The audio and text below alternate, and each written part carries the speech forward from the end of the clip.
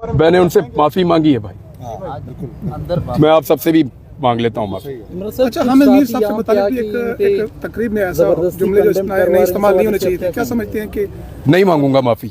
अच्छा, कुछ बातों पे नहीं मांगूंगा, कुछ बातें मेरी उसूल के ऊपर थी, वो आज भी हैं। जो बात मुझे लगा कि जो गलत है उस पर मैं माफ़ी मांगता हूँ। उस पर मैंने कहा, पहले भी कहा, फिर कहूँगा, बार बार कहूँगा, हामिद मीर का ये जो मौक़िफ़ है हमारे बलोच बहन भाइयों को लेकर, इस पर मैं उसके साथ खड़ा हूँ पूरी ताकत के साथ। लेकिन जिस तरह पिछले 2 साल में उन्होंने एक जमात के ख़िलाफ़ फस्तायत पे जो उनका किरदार था, उस पर मैं उनके साथ नहीं खड़ा हूँ। कुछ चीज़ों पे खड़ा हूँगा, कुछ पे नहीं होगा। इमरान भाई आने वाले और ये इख्तिलाफ़ राय रहना चाहिए, हामिद मीर साहब को भी मेरे से होना चाहिए और मैं उसको वेलकम करता हूँ और मुझे भी उनसे होना चाहिए। और वो जो एक जमात के एक प्रोग्राम में आपने जो अल्फाज इस्तेमाल किए थे, टाउट, इस तरह के, आप समझते हैं कि इस तरह के जुमले मुझे इस्तेमाल नहीं होने चाहिए? कत्ल करने की कोशिश की गई थी, वो किसी वक्त के लिए छोड़ रखें, यहाँ मैं किसी और मकसद के लिए आया हूँ। इस धरने के बारे में आने वाले दिनों में आप समझते हैं कि आप पाकिस्तान की एक तमन्ना आवाज़ हैं, तो ये जो मजलूम लोग हैं वक्तन फवक्तन अपने प्रोग्राम्स के जरिए भी, हाँ बिल्कुल, मैंने उनसे ये प्रॉमिस किया कि रूल ऑफ लॉ के लिए मैं बोलता रहूँगा और जहाँ ज़्यादती होगी उसके खिलाफ मैं जब बोलूँगा बात करूँगा। अच्छा, इमरान साथियों के किरदार के हवाले से आप क्या कहेंगे? इमरान रियाज साहब, आप आज आपने कहा कि मैंने माजरत की है उनसे, और बल्कि हम में से कुछ दोस्तों ने तो यहाँ पे आके जो आपके ही सवाल का जवाब, क्योंकि यहाँ से भी वही सवाल हो गया, वो मैंने उनसे कहा, वो मुझे बहुत दुख हुआ, बहुत दुख हुआ मुझे। किसी को अगर आप चोट लगे तो उसको मरहम नहीं लगा सकते, तो उसके जख्म को नहीं कुरेदना चाहिए। जब हम तय कर लेंगे कि ये मुल्क कानून के तहत चलेगा और कानून की हुक्मरानी होगी, तो फिर ये मुल्क चलेगा। अच्छा इमरान भाई, चीफ जस्टिस खुद बलूचिस्तान के हैं, लेकिन वज़ीर आज़म भी बलूचिस्तान होने के बावजूद। यार वैसे काकड़ साहब को तो मैं इधर ये दुकानों पे देखता था, इधर बैठ गए हमारे साथ चाय पीता था।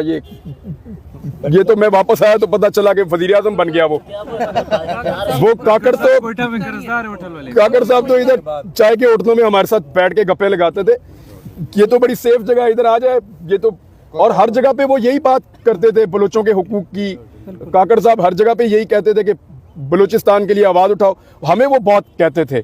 तो काकड़ साहब को मैं उम्मीद करता हूँ वो यहाँ पे आएंगे, क्योंकि वजीर दाखिला भी बलूचिस्तान के थे। आज का वज़ीर-ए-आज़म के पास कोई इख्तियार है भी कि वो आके बात करें? भाई जो लोग यहाँ आ रहे हैं, किसी के पास भी कोई इख्तियार है, सिर्फ आना जरूरी है, इख्तियार जरूरी नहीं है। सर, काकड़ साहब कह रहे हैं कि सारे एजेंट है इसलिए मैं यहाँ पे नहीं आ रहा हूँ, इस पे आप क्या कहेंगे? उधर तो काकड़ साहब पहले तो ये नहीं कह रहे थे, अब ये कह रहे हैं, मैं तो हैरान हो रहा हूँ। इधर से सर मुफाहमत की बातें हो रही है, वहाँ जान सकते की जो बयानात आते हैं कोयटा में प्रेस कॉन्फ्रेंस बैठ के इनके खिलाफ ये एजेंडे पे हैं, दहशतगर्द हैं, ये फिर किस तरह कमेटियाँ या अमन या मुज़ाकरात कामयाब होंगे, ये बातचीत चलेगी आगे? वहाँ उसने अपना महाज सरगर्म किया हुआ है इनके खिलाफ। देखिए, दहशतगर्दों से तो नहीं मुज़ाकरात होते हैं, मुज़ाकरात तो अपने लोगों से होते हैं।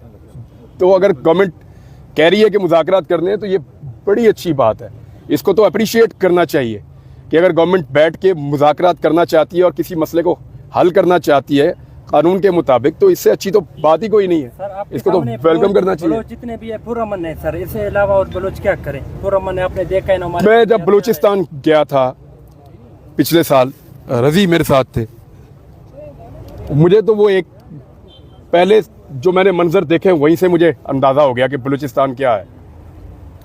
यानी टूटा हुआ घर है और उस घर में एक बच्ची भी छत के नीचे आके फौत हो गई थी। उन्होंने हमें देखते ही अपने दुम्बे ज़िबा करना शुरू कर दिए थे कि हमने खाना खाए बगैर नहीं आपको जाने देना, छत बनाने के पैसे नहीं हैं। उस वक्त अगर बयान आपका यही सच्चा होता, मैंने दे दिया था, तब भी कहा था भाई, तब भी बोला था, उस वक्त भी बोला था। तो वो बड़े मेहमान नवाज हैं, बहुत मेहमान नवाज हैं और बहुत बड़े दिल के लोग हैं। अभी मैंने यहाँ इनसे बात की तो उन्होंने कहा हमारा दिल बहुत बड़ा है, हमारा दिल बहुत बड़ा है, सिर्फ हमारे लिए सब लोग आवाज़ उठाओ कि हमें इंसाफ मिले, वो ये बात कर रहे हैं। तो आप अपना पहला विलाग बलोचों पे करेंगे वापसी के बाद? पहला व्लॉग जब करूँगा ना, तो उस दिन का जो सबसे मेन टॉपिक होगा उसी पे करूँगा। ये होगा तो इस पे करूँगा। इमरान में और मैंने ये उनको गारंटी ये मैंने उनसे कहा है कि मैं जुल्म के खिलाफ बोलूँगा। इमरान में करोड़ों लोग आज भी आपके मुंतज़िर हैं कि आप दोबारा वापस आएँ यूट्यूब पे और उसी तरह गरज के साथ दोबारा हक को। तो देखो, मैं अब ठीक बोलना शुरू हो गया हूँ। माशाल्लाह। पहले जो लोग मुझे मिले उनको आइडिया है कि मैं इतना अच्छा नहीं बोल पा रहा था, बिल्कुल लेकिन अभी मुझे थोड़ा सा इशू हो जाते हैं अभी भी छोटे मोटे, बिल्कुल ऐसा ही। तो वो अल्लाह करेगा इंशाल्लाह चंद दिनों में ठीक हो जाएंगे, और जैसे ही ठीक होंगे मैं आगे अपना काम करूंगा। हाँ जी, हाँ जी, मैं अब काफी बेहतर हूँ। सर एक आखिरी बात, आप सोशल मीडिया के जरिए आपका और हामिद मीर का दोनों का शुक्रिया अदा करते हैं कि आप लोगों ने यहाँ पे आके हमारे लिए इज़हार यकजहती की। बहुत शुक्रिया सर, मैं मीर साहब का एहतराम करता हूँ इस मामले में बहुत ज़्यादा, और मैं अप्रिशिएट करता हूँ कि उन्होंने ये आवाज़ उठाई और वो इस मामले में कम से कम इस मामले में बहुत संजीदा रहे और इस मामले को उन्होंने हमेशा उठाया। उनका शुक्रिया। की तरफ से यहाँ पे आकर जिस तरह के सवालात किए गए, नामुनासिब, नामुनासिब। मैंने कहा ना कि मैं मिसाल एक दे देता हूँ, लेकिन वो यहाँ पे फिक्स नहीं आती। आपने देखा है कभी इंडिया में किसी को पकड़ लेते हैं, मुसलमान को कहते हैं जय श्री राम कह, नहीं तो मार देंगे।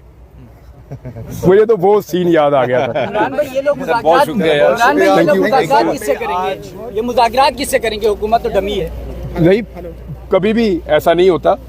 जो भी आएगा वो कोई मैंडेट लेकर ही आएगा। आप समझते हैं कि कौन से शाह महमूद कुरैशी साहब को रिहाई के बाद दोबारा उसको गिरफ्तार किया गया। और ये तो सर पुलिस ने उनको जबरदस्ती खींचते हुए बहुत बदतमीजी की उनके साथ। पीटीआई के खिलाफ मैंने वो मंजर देखे शाह महमूद कुरैशी साहब वाले, ये सारे मनाजिर देख के डरना उनको चाहिए जिनकी अगली बारी है। बस मैंने उनसे बात की, उनकी बात सुनी भी है। तो बलोच बड़े मेहमान नवाज हैं। मैंने उस दिन भी ये बात कही थी। जो उस दिन रात को हुआ वो हमने देखा, उसमें दुख हुआ। आईजी पंजाब ने झूठ बोला कि आईजी इस्लामाबाद ने झूठ बोला कि टॉर्चर नहीं किया, हालांकि हम सब ने विजुअल्स देखे टॉर्चर के। तो वो इतनी दूर से आए हैं, बॉर्डर क्रॉस करके थोड़ी आए, हमारे लोग हैं। मारना नहीं चाहिए था ख़वातीन को, बच्चों को तो बिल्कुल नहीं मारना चाहिए था, मारना नहीं चाहिए था। अगर कोई गैर कानूनी हरकत करता है या गैर आईनी, मैंने उस दिन वकला के प्रोग्राम में भी यही कहा था कि रूल ऑफ लॉ होना चाहिए, कानून के मुताबिक सज़ा दे दें, कानून के कटहरे में खड़ा करें, ट्रायल करें, केस बनाएं, लेकिन लॉ के तहत होना चाहिए जो भी इस मुल्क में हो। तो कानून ही फाइनल ऑप्शन है। रूल ऑफ लॉ के बगैर मुल्क आगे बढ़ेगा नहीं। 100 बातों की यही एक बात है। इमरान भाई, ये जितने भी यहाँ लोग बैठे हुए हैं, उनके जो बेटे हैं वो पिछले 10 साल 15 साल 6 साल से गायब हैं। इनसे अभी आप मिले भी हैं, इनके जज्बात कैसे हैं और आप क्या महसूस कर रहे हैं? वो तकलीफ़ में बहुत ज़्यादा लोग, और उनका भी एक मुतालबा है कि रूल ऑफ लॉ, कानून के मुताबिक कार्रवाई कर लें। जो भी है कानून के मुताबिक कर लें, कानून के मुताबिक ही चलेगा। कानूनी रास्ता है आगे बढ़ने का, और कोई रास्ता है नहीं। वो लोग भी ये बात कर रहे हैं, ये बात माकूल लगी है मुझे, बहुत माकूल बात है।